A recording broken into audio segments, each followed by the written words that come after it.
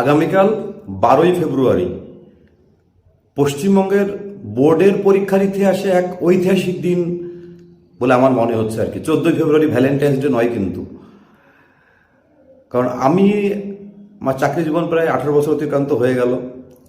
এরকম বোর্ডের পরীক্ষা একই দিনে এতগুলো পরীক্ষা আমি দেখিনি আর কি।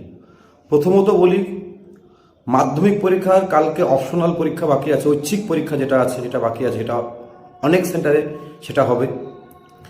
সেকেন্ড হচ্ছে উচ্চ মাধ্যমিক পরীক্ষা, যেটা 4th সেমিস্টার, যেটা একদম আসল পরীক্ষা 4th সেম, সেই পরীক্ষাটা আছে।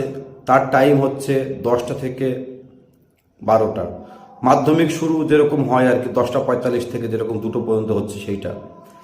তারপরে সাপ্লিমেন্টারি পরীক্ষা, যারা 3rd সেমিস্টারে অকৃতকার্য হয়েছে আর কি 12-এর, তাদের সাপ্লিমেন্টারি পরীক্ষা, সেই পরীক্ষা টাইম হচ্ছে মানে এমসিকিউ পরীক্ষা যেটা তারা ফেল করেছে আর কি 1টা থেকে 2:15।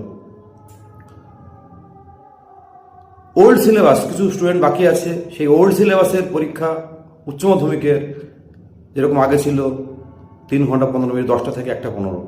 এবং আগামীকালই পশ্চিমবঙ্গের কোনো কোনো স্কুলে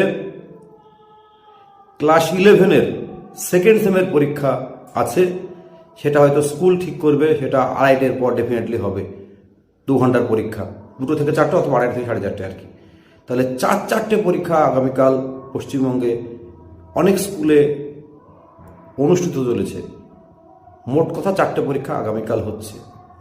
মাধ্যমিকের ঐচ্ছিক, 12-এর 4th সেমের পরীক্ষা, ক্লাস 12-এর ওল্ড সিলেবাসের পরীক্ষা, ক্লাস 12-এর 3rd সেমের সাপ্লিমেন্টারি পরীক্ষা এবং একাদশ শ্রেণীর সেকেন্ড সেমিস্টারের পরীক্ষা। তো আপনারাই বলুন যে এইরকম ঐতিহাসিক দিন আমার তো মনে হয় এই বোর্ডের পরীক্ষার ইতিহাসে খুব কম এসেছে বা আসবে বলে মনে হয়। দেখা যাক এতগুলো পরীক্ষা, যে স্কুলে এই 4টে পরীক্ষায় একসাথে হচ্ছে সেই স্কুল কি করে সামলায়। অসংখ্য ধন্যবাদ।